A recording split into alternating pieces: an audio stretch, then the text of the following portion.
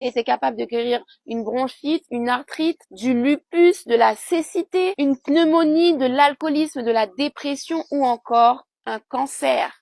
Ce que le docteur Sebi a réussi à mettre en évidence au fur et à mesure de ses traitements, c'est que la cause principale d'un grand nombre de maladies, c'est le mucus.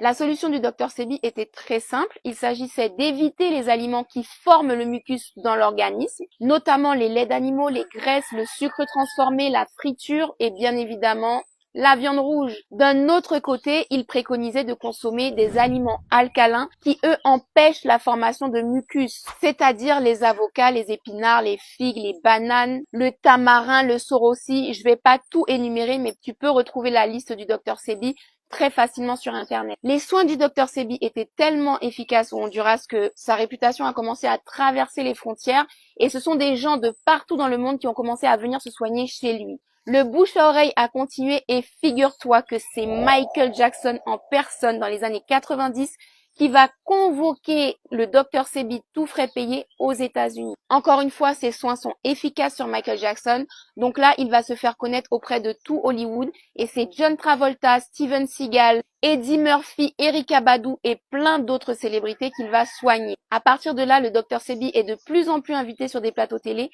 et sa célébrité commence à sérieusement inquiéter l'industrie pharmaceutique. Effectivement, les traitements du docteur Sebi ne coûtent quasiment rien. Il s'agit juste de manger sainement,